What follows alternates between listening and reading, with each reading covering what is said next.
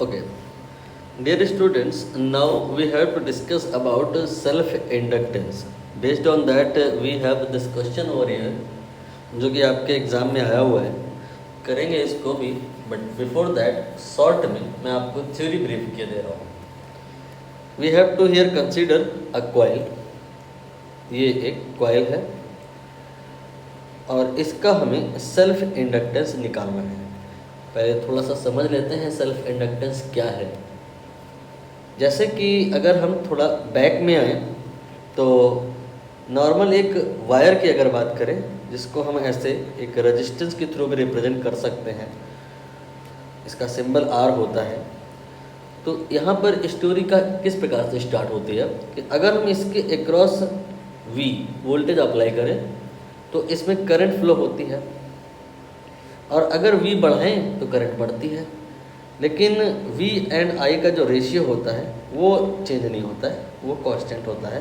यानी कि V I के डायरेक्टली प्रोपोर्शनल होता है, और इसी प्रोपोर्शनलिटी कांस्टेंट को ही R से रिप्रेजेंट करते हैं. नाम होता है रेजिस्टेंस.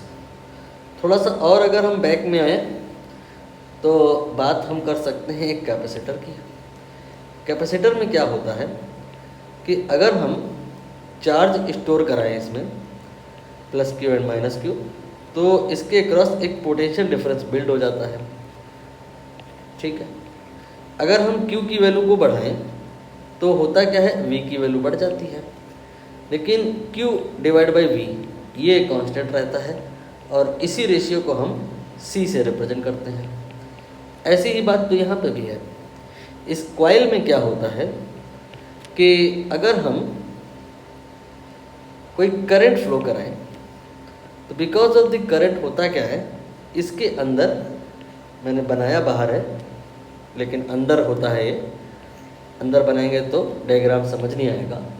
मैग्नेटिक फील्ड स्टेबलाइज हो जाती है, और यहाँ पर अगर हम किसी एक टर्न को भी कंसीडर करें तो ये टर्न इस फील्ड के परपेंडिकुलर है. इसका मतलब इसमें फ्लक्स है.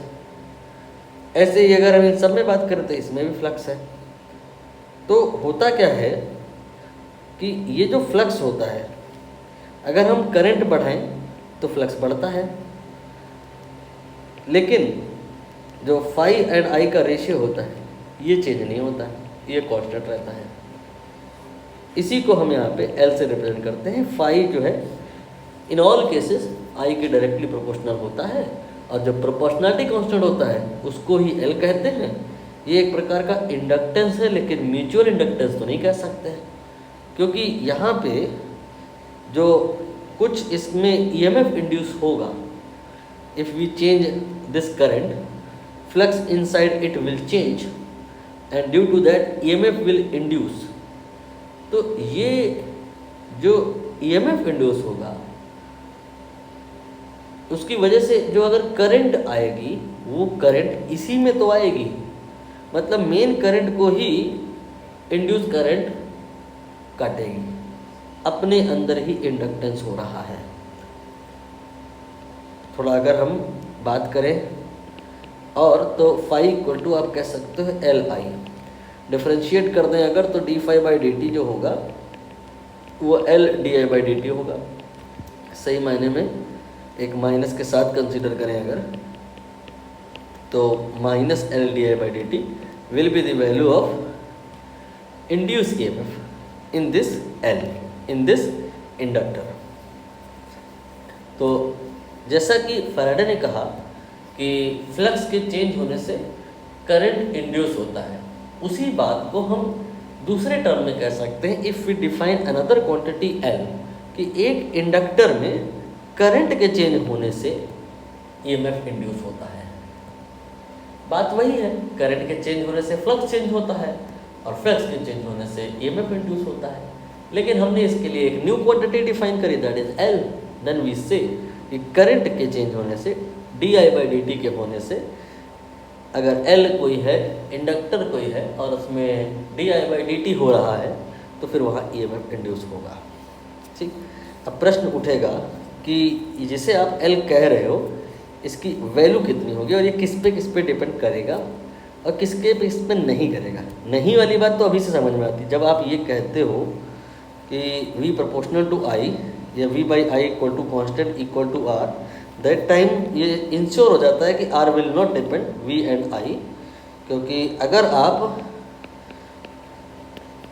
i को बढ़ाओगे तो ये ना सोचिए कि i को बढ़ाने से r कम होगा, r is inversely proportional to i, r is constant.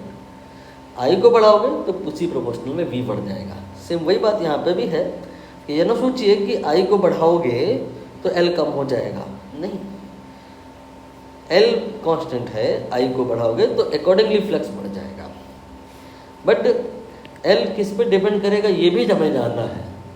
Phi पे और i पे डिपेंड नहीं करता for a given inductor, but for a given inductor, inductor की कौन कौन सी चीज़ों पे ये जो L है डिपेंड करता है, ये हमें जानना है। डेरिवेशन करना पड़ेगा यहाँ पे L के लिए। पैटर्न वही है जो आपको मैंने बताया। Because of this current calculate firstly field inside it, then flux, and then check out whether directly proportional और not. If it is directly proportional ratio, that will be L. So calculate B. For this we have formula mu naught Ni. Then calculate flux mu naught Ni multiplied by pi r square. pi r square समझ रहे हो, side से देखने पे जो एक circle देखा, लेकिन नोटिस करिए ये फाई 1 है, फाई n नहीं है। अंतर क्या है, एक कॉइल के थ्रू ये लिखा है आपने फ्लक्स, बट यहाँ पर एक टर्न तो नहीं है ना, एक कॉइल में यहाँ पे बहुत सारे टर्न हैं, सपोज कैपिटल N, तो ये हो जाएगा N मल्टीप्लाइड बाई फाई 1, तो ये हो जाएगा mu naught Ni pi r square then multiplied by N। ठीक है, अब यहाँ पे आप देखो, अगर हम इसे फाई कहें तो क्या फाई i के डायरेक्टली प्रोपोर्शनल है? देख लीजिए, डायरेक्टली प्रोपोर्शनल है, तो जो रिमेनिंग कंटेंट है वही L होगा, हो जाएगा mu naught N than pi r square. Clear हो गया? अब आप इस कहानी को चाहो तो थारोवली स्मॉल n के टर्म में ले लो और चाहे थारोवली कैपिटल N के टर्म में ले लो। कैपिटल N के टर्म में ले आते हैं तो स्मॉल n को कैपिटल N बाई L लिख लेंगे, ये हो गया एक और n, ये हो गया पाई r स्क्वायर। ठीक, तो यहाँ से जो L का एक्सप्रेशन आ गया, ये आ गया mu naught N square pi r square divided by length of inductor या यू कैन से सोलेनोइड। ठीक, ये सब कुछ आपने जो किया है assuming what, nothing inside the core, core के अंदर कोई मीडियम नहीं है, वैक्यूम है। But if there is a there is a magnetic material in it, then what will be L? Only change will come here. Relative permeability mu r get multiplied. So in the expression of L, mu naught के बाजू में mu r आ जाएगा। ठीक है, एक काम कर लो, इसको स्मॉल n के टर्म में भी ब्रेक करके देख लो, शायद कुछ ऐसा बन जाए जो याद करने में आसान हो। यहाँ पर हमने L से मल्टीप्लाई कर लिया, ये L ऐसे लिखो, तो ये N by L small n हो गया, तो कैपिटल L म्यू नॉट आ गया, फिर म्यू r आ गया, फिर N स्क्वायर आ गया, पाई r स्क्वायर L, ये वॉल्यूम हो गया, तो L बाई V ये हो गया mu naught mu r N square. कुछ लोग ऐसे भी याद करते हैं कि इंडक्टेंस पर unit volume is mu naught mu R N square. याद रखने के तरीके हैं अपने अपने, बाकी कुछ यहाँ पर इसका सिग्निफिकेंस खास है नहीं। आप किसी भी स्टेप में चाहे यहाँ देख लो, याद कर लो, एक ही बात है, याद करना है आपको, कोशिश करना है याद करने की, क्योंकि बार बार इसका डेरिवेशन पॉसिबल नहीं है। और अब हम बात करें डिपेंडेंसी की, तो L जो है वो फाई और I पे डिपेंड नहीं करेगा, ये तो मैं पहले ही बता दिया था। किस पे करेगा? इस पे करेगा, इस पे करेगा, इस पे करेगा, इस पे करेगा। म्यू आर N और R और L। म्यू आर क्या है? Relative permeability of the core, and N number of turn are radius of the cross section, L length of the solenoid. Now coming back to the original question, here we have many statements, we have to find correct one. Self inductance of the coil depends on the geometry. सही है या गलत है सोचिए। Geometry का मतलब समझ रहे हैं? अगर आप इसको दूर दूर कर दें तो ज्योमेट्री बदल जाएगी, उससे लेंथ बदल जाएगी। दूसरा, self inductance does not depend on permeability, ये तो गलत है। परमिएबिलिटी पर ये डिपेंड करता है। परमिएबिलिटी बढ़ाओगे तो उसके अंदर जो मैग्नेटिक फील्ड है वो बढ़ जाएगी, क्योंकि परमिएबल मीडियम परमिट कर रहा है अपन एक एक्स्ट्रा फील्ड के लिए, वो और अपनी फील्ड भी बनाएगा। पहले से ही फील्ड जो थी के साथ सब जुड़ करके नेट फील्ड बढ़ जाएगी, फ्लक्स बढ़ जाएगा, मतलब उतनी ही करंट से अब ये ज़्यादा फ्लक्स कंट्रीब्यूट करेगा, एल की वैल्यू बढ़ जाएगी। ये गलत है स्टेटमेंट। यहाँ लिखा होता अगर डिपेंड नॉट वर्ड ना आए अगर तो सही होता। फिर कह रहे हैं self induce EMF opposes any change in current in a circuit. ये बात सही है, ये मैंने यहाँ पे कहीं बताया था। ये माइनस जो है ये इसी बात का सिग्निफिकेंस है कि ये जो यहाँ पे अगर करंट आप चेंज कराएं तो क्या होगा, ईएमएफ इंड्यूस होगा, और वो ईएमएफ जो इंड्यूस हुआ है उसकी ड्यूटी क्या होगी, ये जो करंट में चेंज हो रहा है उसका अपोज हो सके। Let me explain it in more detail. ये मैंने एक इंडक्टर लिया, इसमें करंट आई फ्लो हो रही है, कांस्टेंट है करंट, स्टेडी है, बदल नहीं रही है, तो ये फाई जो है एल आई के बराबर होगा। और अब आप करंट को चेंज कराते हो, डी आई अमाउंट की करंट बढ़ाते हो, तो करंट आई से आई प्लस डी आई हो जाती है। तो जब आप करंट को चेंज कराओगे तो फ्लक्स जो है वो आपका क्या हो जाएगा, फाई से बढ़ के फाई प्लस डी फाई हो जाएगा, वो एल के बाद आई प्लस डी आई हो जाएगा, और जो चेंज इन फ्लक्स हुआ वो एल डी आई के बराबर आ जाएगा। ठीक है, ये फ्लक्स में चेंज हुआ। फैराडे क्या कहते हैं कि अगर फ्लक्स में चेंज हुआ तो ईएमएफ इंड्यूस होगा minus d phi by d t के बराबर, और डी फाई आपने यहाँ निकाला है उसे आप रख सकते हैं। इतना ईएमएफ इंड्यूस हो जाएगा। What will be duty of that EMF, ये करंट के करस्पॉन्डिंग कोई ना कोई क्लोज सर्किट रहा होगा, ये मैंने ऐसे बना लिया। ठीक है, यहाँ पे एक चाहो तो आप रिहोस्टेट बना दो, और ये रिहोस्टेट का रेजिस्टेंस मान लो चेंज हो रहा है, उसकी वजह से करंट चेंज हो रही है। तो करंट चेंज हो रही है तो फिर फ्लक्स चेंज होगा और फिर ईएमएफ इंड्यूस होगा, और ये जो ईएमएफ इंड्यूस होगा इसकी ड्यूटी होगी करंट को चेंज होने से प्रिवेंट करें। तो ये इंडक्टर अपने आप को एक बैटरी में कन्वर्ट करेगा। वो बैटरी ऐसी नहीं होगी, ऐसी होगी। क्यों? ये वाली बैटरी, इसकी जो प्रकृति है देखिए क्या है कि बढ़ती हुई करंट को ये अपोज कर देगा बाय सेंडिंग सम करंट। ये बैटरी इसके अपोजिट है, जबकि ये बैटरी तो करंट को और बढ़ा देगी। लेंज लॉ ये नहीं कहते हैं, लेंज लॉ ये नहीं कहता, लेंज ये नहीं कहते, लेंज ये कहते हैं जो गरीब हो रहा है उसे थोड़ा अमीर कर दो, और जो अमीर हो रहा है उसे थोड़ा गरीब कर दो, संतुलन बना के रखना है। करंट अगर ग्रो कर रही है तो ग्रो होने से रोको, डीके कर रही है तो डीके होने से रोको। ये लेंज लॉ का स्टेटमेंट है। करंट यहाँ बढ़ने को है तो उसको बढ़ने से रोकना है, इसके लिए ये आप अपोजिट पोलैरिटी की बैटरी यहाँ पर जनरेट हो जाएगी। तो इस बैटरी के अगेंस्ट यहाँ पे करंट डी आई बढ़ी है, इसीलिए आपको यहाँ पे इंडक्टर के अंदर कुछ एक्स्ट्रा एनर्जी डालनी पड़ेगी, मतलब कुछ वर्क करना पड़ेगा, तब जा कर के ये करंट आई से d I plus D I हो जाएगी। करंट यहाँ बढ़ाना आसान नहीं है, क्योंकि जो इंडक्टर है ये बैटरी में कन्वर्ट हो जाता है और करंट को बढ़ने से रोकता है। Now think what amount of work we needed here. So जो ये आई है ये आई प्लस डी आई हो जाए, इसकी वैल्यू होती है जो आपका ये एल आई है मल्टीप्लाइड बाई डी आई, ये आपका डी डब्ल्यू है, this much amount of work here required to do. If we will do that work, then what will happen? Current will increases from I to I plus di. ये जो मैंने बताया आपको directly बताया है, मन में हो सकता है आपके ये आ रहा हो कि कहाँ से आया, थोड़ा सा मैं आपको हिंट कर दूँ। ये जो EMF होता है dW/dq होता है, work done per unit charge. If you have done dW amount of work in bringing dq charge, then it will be potential difference.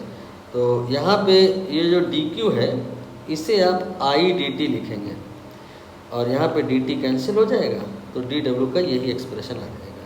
But कोशिश करो इसे आप डायरेक्टली याद करने का, तो गुड फील आएगा कि अगर Li के बराबर पहले से फ्लक्स है और करंट आप चेंज करा रहे हो, तो Li di के बराबर का वर्क करना पड़ेगा। और ये वर्क जाएगा कहाँ? इसके अंदर पोटेंशियल एनर्जी के फॉर्म में। पोटेंशियल एनर्जी के फॉर्म में कहना तो सही नहीं रहेगा, मैग्नेटिक एनर्जी के फॉर्म में स्टोर हो जाएगा। और अगर टोटल वर्क की बात करें, मतलब segmental work only di amount of increment के करस्पॉन्डिंग जो वर्क है वो तो ये है, but in total current beginning में 0 रही होगी और फिर आप ज़बरदस्ती कर करके करंट को आप 0 से I कर दिए हो, और हर एक इंक्रीमेंट में क्या है कि अपोज हो रहा होगा, इंडक्टर अपोज कर रहा होगा by converting itself into a battery of opposite polarity. तो क्या है कि टोटल वर्क जो हुआ है वो निकालने के लिए dW का इंटीग्रेशन होगा। ये आप करके देख लो, हाफ Li स्क्वायर आ जाएगा। This much amount of work here is required to do in order to grow the current from 0 ampere to I ampere. ठीक, ये आपको मैंने बस इनसाइड द इंडक्टर जो एनर्जी स्टोर होती है के बारे में बता दिया। एक बार वापस आइए यहाँ पे, self inductance induce EMF opposes any change in current.